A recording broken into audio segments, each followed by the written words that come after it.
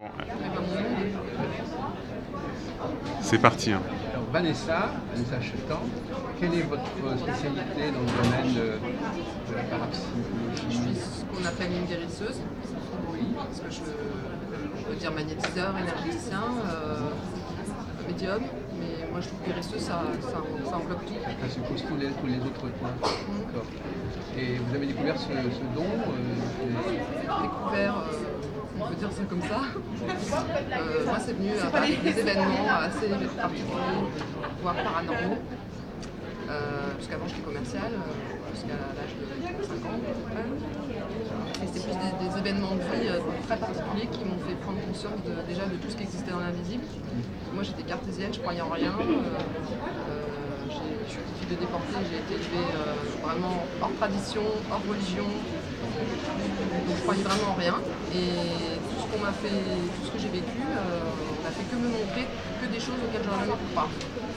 Donc je peux dire que j'ai commencé avec un film plutôt film d'horreur, après ça a été la science-fiction, après ça a été un peu le conte de fées. Là ça s'est calmé.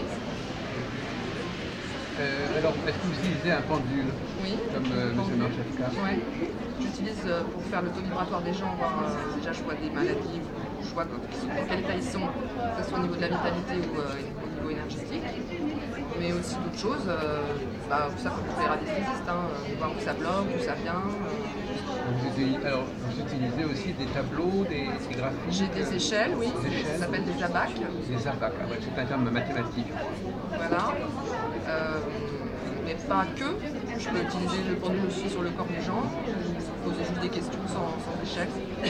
Donc votre pouvoir, si on peut dire, entre guillemets, votre pouvoir, c'est un mot qui est très à la mode. Moi j'aime pas trop le Je sais, pouvoir, je sais. mais Non, mais souvent c'est pas nous, c'est oui. ce qui passe par nous. Justement. Mais Alors, une capacité, mais vos aptitudes, elles sont.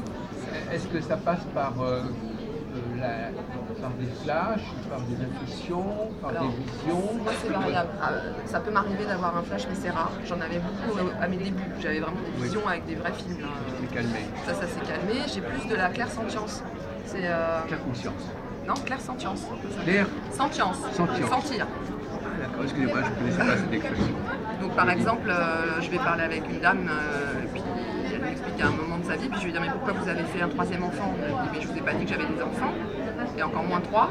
Voilà, je dis des choses et en fait c'est ça, sans qu'on me l'ait dit. Donc, mais sans vision, sans flash, ça vient.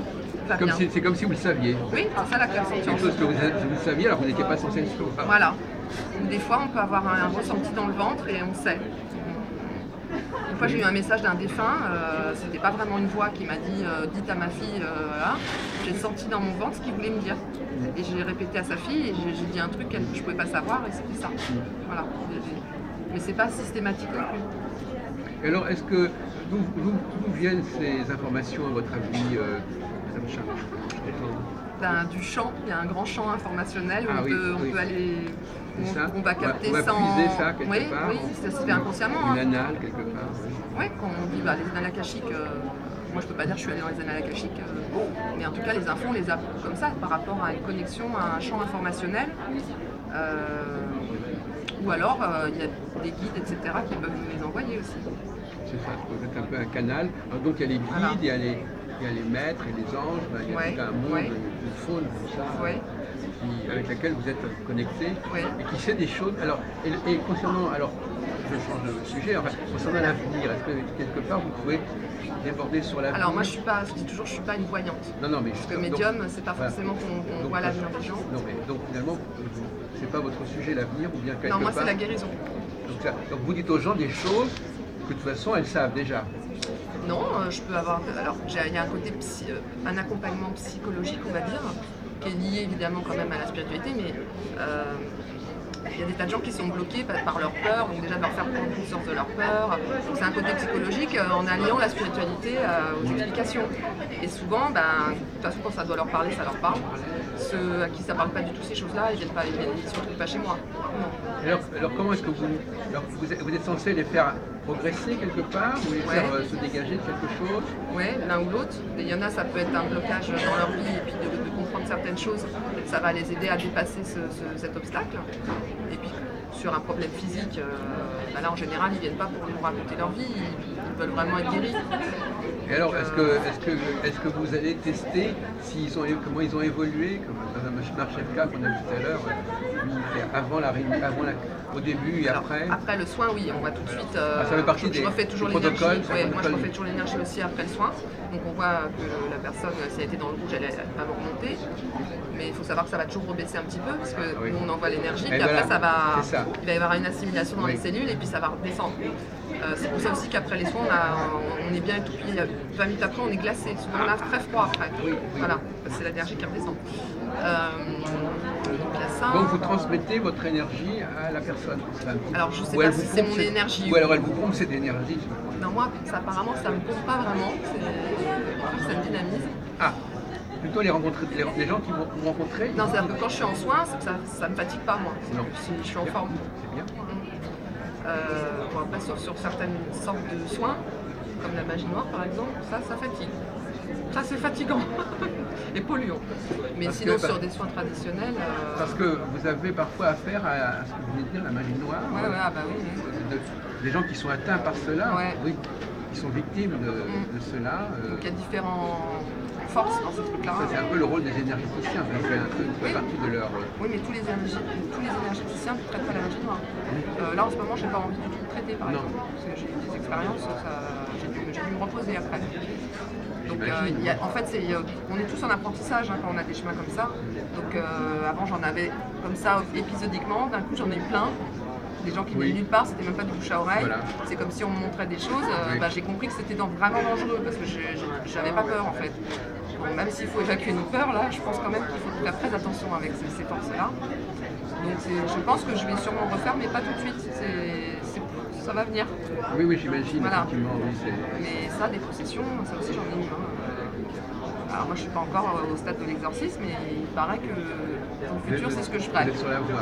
Pareil. Je ne cours pas spécialement après. C'est quand même plus agréable de randonner sous aux gens, même si dans ces cas-là on leur redonne aussi. Et Mais... alors, est-ce qu'il y a un rôle des invocations, des prières dans tout cela? Moi, je me sens vraiment au-delà des religions. Je peux autant faire un mantra hindou qu'une prière en hébreu ou une prière avec Jésus. Ça me pose aucun problème. Mais vous en Et j'ai choisissez- ressenti ces forces-là. À chaque fois, je fais pas une prière avec Jésus si j'ai pas senti Jésus. Je vais pas faire un mantra si le mantra ne fait rien. Voilà, je fais ce que je ressens. Mais ça Et fait partie de l'accompagnement. Il faut quelque part faire une forme de prière, quelle qu'elle pas soit. toujours. Non, pas toujours. Pas toujours, non. Mais par exemple, si on va pour couper le feu, c'est radical la prière pour couper le feu. C'est quoi? Couper le feu, ça veut dire quoi? Quand il y a une brûlure très grave, Ah oui, d'accord, la non, douleur. mais voilà. Alors, je peux le faire avec mes mains, mais avec la prière, c'est plus rapide et je ne me fatigue pas. Ça dépend des cas. Ça dépend des cas. Mais on n'est pas obligé aussi de faire toujours tout avec nos mains.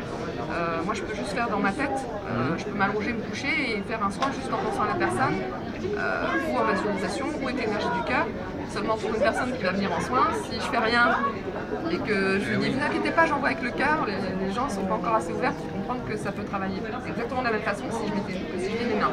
De la même façon, par exemple, il y a des voyants qui utilisent le tarot parce que les gens ont envie qu'on voit le support, alors qu'en réalité, ils n'ont pas vraiment besoin. Ah oui, bah ça c'est dommage parce que les médiums purs ont les infos sans avoir besoin de support. Oui. C'est Mais ils se souvent disent les que meilleurs. parfois, vous avez raison, mais parfois ils le font quand même parce que, comme vous dites vous-même, Ça rassure les il y a un gens. côté visible. Ça rassure les voilà. gens, oui. Ah oui, bah moi je comprends. Mais ça hein, peut que- détracter, comme vous dites, leur don de faire ça. C'est comme si quelqu'un avait toujours besoin d'un accessoire. Voilà. À un moment donné, il devient dépendant de cet accessoire. C'est comme quand on va chez le médecin, il commande pas normalement parce qu'ils font tout C'est ça. le stéthoscope Mais le avec- stéthoscope, la tension, ils le font pas tous. Hein.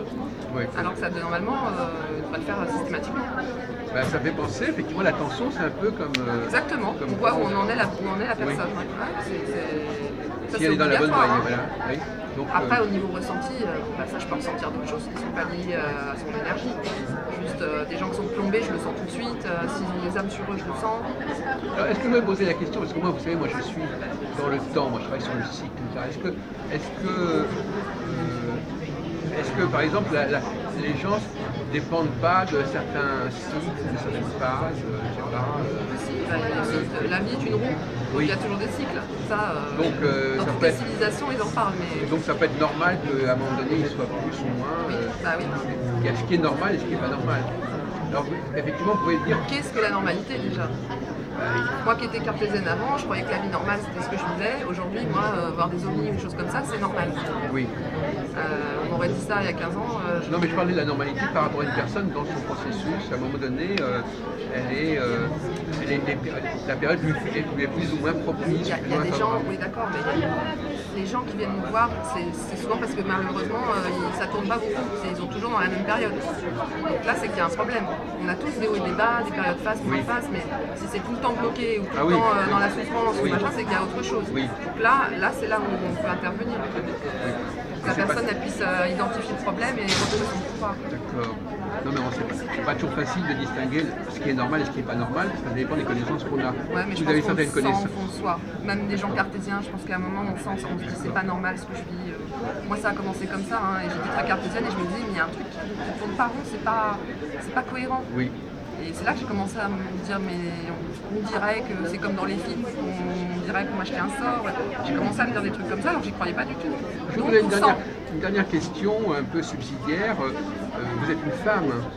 Il paraît. Et est-ce qu'il y a des choses qui vous paraissent différentes dans le fonctionnement des hommes et des femmes sur le plan psychique, sur le plan énergétique? Oui, bah déjà les hommes, en général, je mets mes mains, 2 secondes après ils dorment. Ça ne fait pas avec les femmes. Les hommes ils s'endorment quasiment tous. Les hommes sont plus sceptiques. Les femmes sont plus ouvertes à tout ça. Déjà parce que sûrement elles ont une plus grande sensibilité. Ah, oui, c'est bien. Merci pour les Ensuite, femmes. non mais c'est vrai, et j'ai pas beaucoup d'hommes qui viennent. Ah. Ceux qui viennent, c'est parce que leur femme les a tannés pour qu'ils viennent. Et des fois, ils viennent en me disant bon, moi je suis sceptique. Donc là, quand il se passe un truc incroyable, c'est bien parce que ça leur fait une grosse ouverture de conscience. Et puis d'autres, ils s'endorment, ils sentent rien. Des fois, il se passe rien. Puis d'autres, il se passe, même s'ils y croient. Mon père, il y croit pas du tout, il sent rien. Il a des fous rires des fois, mais c'est tout. Et ça marche. Donc c'est un gros cartésien qui. Donc voilà, on ne peut pas savoir. Mais c'est vrai que les femmes sont plus ouvertes. C'est une question de sensibilité. Bon, écoutez, je vous laisserai le dernier mot. Merci beaucoup. On va discuter Merci. longuement de ce point-là.